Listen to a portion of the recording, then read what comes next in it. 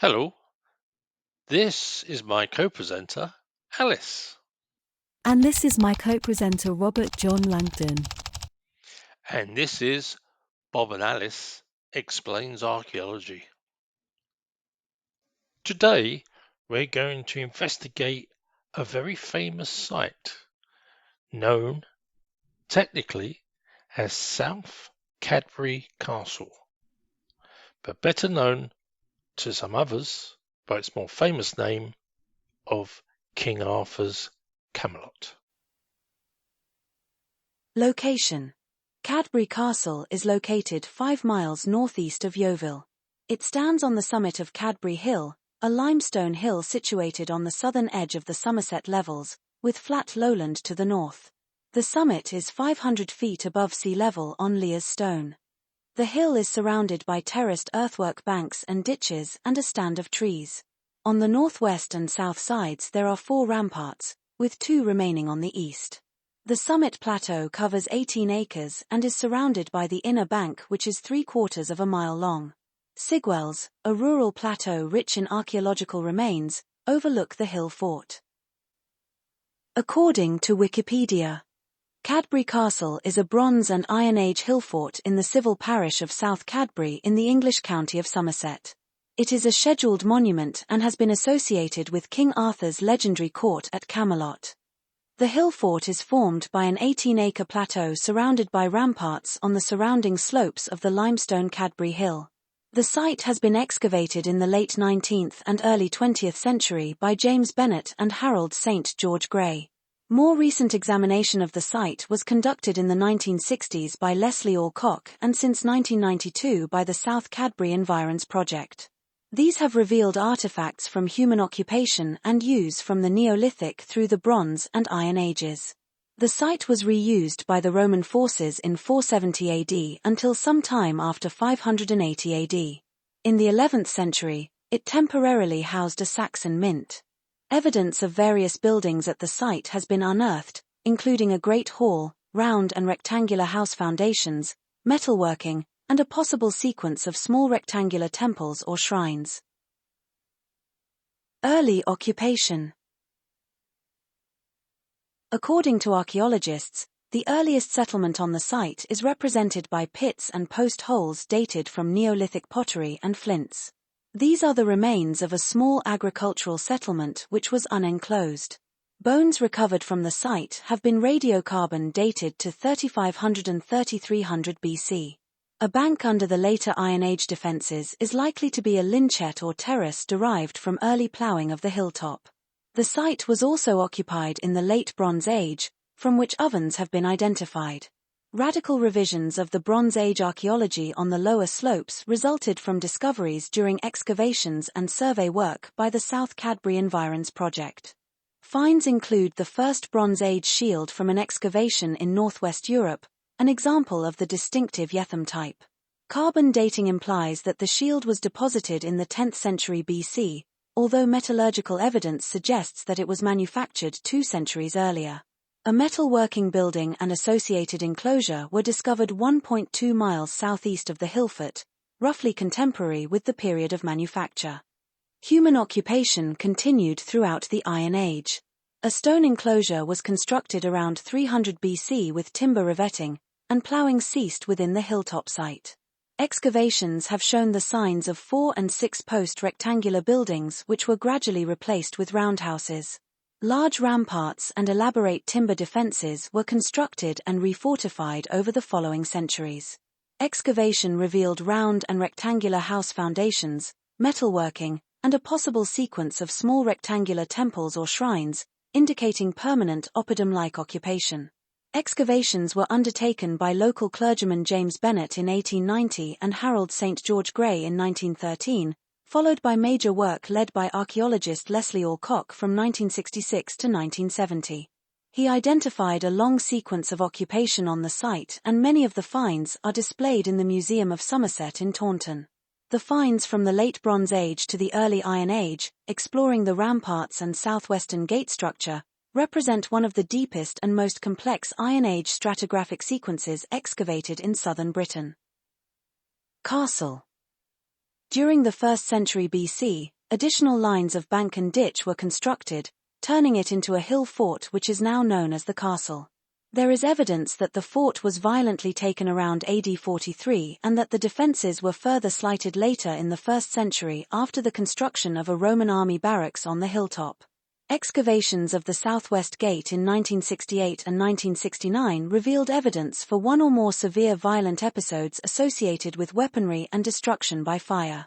Leslie Alcock believed this to have been dated to around AD 70, whereas Richard Tabber argues for a date associated with the initial invasion around AD 43 or 44. Michael Havenden states that it was the site of vigorous resistance by the Durotriges and Debunny to the Second Augusta Legion under the command of Vespasian. Significant activity at the site during the late 3rd and 4th centuries may have included the construction of a Romano-British temple. Post-Roman occupation. Following the withdrawal of the Roman administration, the site is thought to have been in use from 470 AD until sometime after 580 AD. Alcock revealed a substantial Great Hall 66 feet times 33 feet and showed that the innermost Iron Age defences had been refortified, providing a defended site double the size of any other known fort. Shards of pottery from the eastern Mediterranean were also found from this period, indicating wide trade links. It therefore seems probable that it was the chief fort of a major Brythonic ruler, with his family, his warband, servants, and horses. Between 1010 AD and 1020 AD, the hill was reoccupied as a temporary Saxon mint, standing in for that at Ilchester. Thank you for that, Alice. That's a wonderful summary of where archaeologists believe we are with South Cadbury Castle. Sadly, there are one or two things that don't add up, and I'll go through them now. The first is the idea that it's an Iron Age fortification. The Roman defences of the same period as the Iron Age had ditches that were relatively small and narrow. These ditches were called ankle breakers, as the purpose was for the assailant to fall into the ditch, which usually contained pointed wooden stakes to either injure or kill the assailant, or at least break their ankle from the fall, making them immobile. These ditches would be 3 to 4 meters wide only and 2 meters deep, and could be dug very quickly and efficiently. The soil excavated from the ditch would be placed on the defensive side to elevate the defenders, allowing them to look down and fight their attackers from a high position. Simply standing on elevated ground without a barrier would make the defenders easy targets. Therefore, they built fortifications using wooden stakes or stone for more permanent and substantial defences. These fortifications provide cover from spears, arrows and stones while looking down into the conflict zone. This basic defensive strategy has remained unchanged for thousands of years and is seen in Normans who used castles with deep moats. The moats slowed down assailants, allowing defenders to use crossbows effectively against anyone attempting to wade or float across the deep waters. What we find is that the LiDAR maps of South Cadbury Castle show no sign of defences. The banks at South Cadbury Castle show no signs of palisades on top of the bank at any stage before the Roman occupation, which brought stone to the very top of the site. The other lower 4 banks appear to be quite flat at the top, as if they were used for walking upon rather than holding any form of defensive structure, or even, more importantly, foxholes. Throughout history, foxholes have been a critical part of defensive structures in various military contexts. While the term foxhole is modern, the concept of digging a protective pit or trench has been used in many forms throughout history. In ancient times, soldiers would dig pits to defend against archers and other ranged weapons.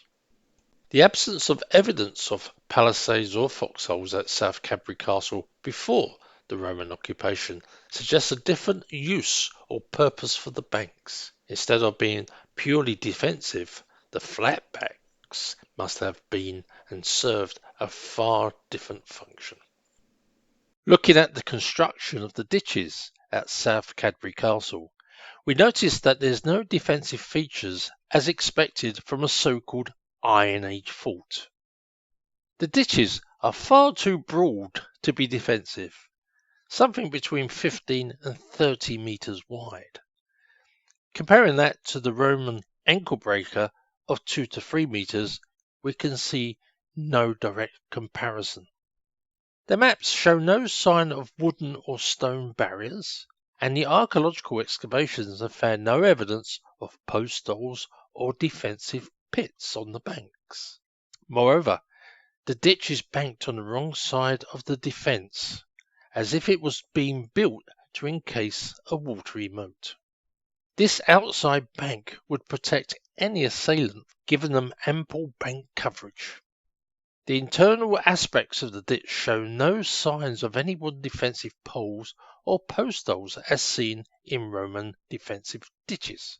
It is designed without internal walls, allowing assailants from using the ditch as cover with the facility to wander around circumference. Consequently, they will be able to test the weaknesses in the defense. Therefore, as a defensive feature, these types of ditches on these so-called Iron Age forts are fundamentally flawed and, moreover, commonplace. This hypothesis of using these ditches as moats in the past can only be proven if we find natural springs that could have fed these earthworks.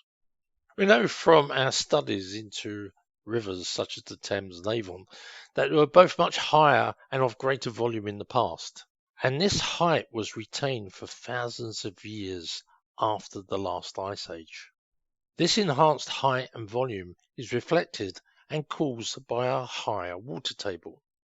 Within these water tables, natural springs are formed, and water leaks into the landscape, creating rivers and streams. Although we do not have any geological information that allows us to trace past springs, we do find existing springs in this location which are still active today, which suggests that our hypothesis is correct.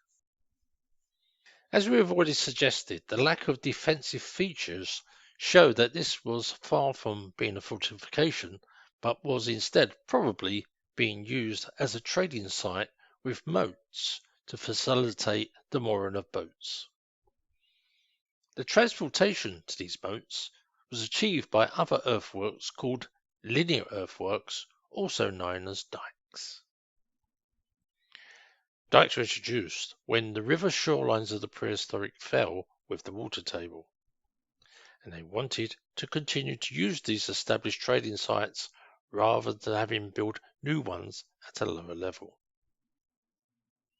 So dikes were built, like roads, to transport goods to market, and also extracted minerals from the many quarries which uncommonly surround these dikes.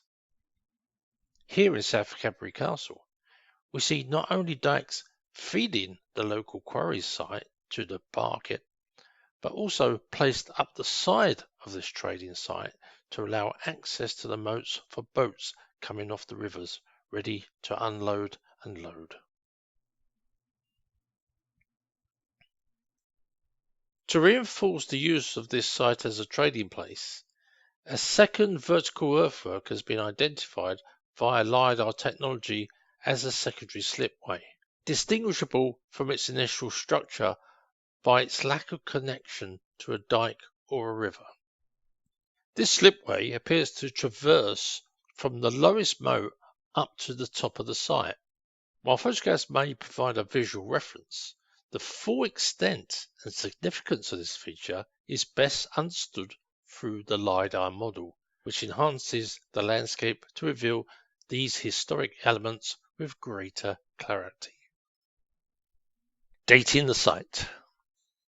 Archaeologists are puzzled by the unexpected dates of this site at South Cadbury Castle. The site was originally thought to be Iron Age from its classification. Therefore, the discovery of Neolithic pits at the site challenges their previously held beliefs and functions. However, instead of reconsidering their perceptions, they instead provided speculative explanations of these out-of-time artifacts and features.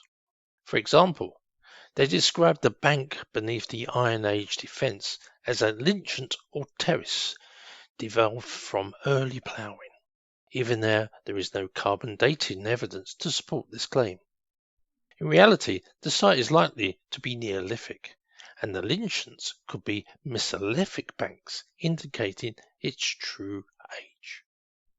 The discovery of Bronze Age shield also indicates the status of the site and its trading routes. As it's the only one to be found, this would indicate that it was part of a trading or personal ownership of someone in the 10th century BCE at the site. This suggests that it was traded at a much earlier date than archaeologists suggest, and that too could be with the Mediterranean as a possible source of this unusual artifact, which clearly continued to the late Saxon period. Function of the site. The fact that the east of the site is one of the largest quarries in Somerset, and that the Saxons used the fort as a mint just over 1,000 years ago, proves that this site's function was as a mineral extraction and trading point. This extraction goes back to the Mesolithic period shown on our Lardai maps, with a natural harbour by the quarries and then dikes to the trading site as the prehistoric waters fell. No doubt the fort was fortified later during the Roman period with stone walls as it was to keep the valuable minerals safe, but not as a defensive barrier for warfare as suggested. This would explain the minor disturbances and deaths at a single gate, as raiders would have attempted to steal the valuable minerals that it contained in its workshops, as described by the archaeologists.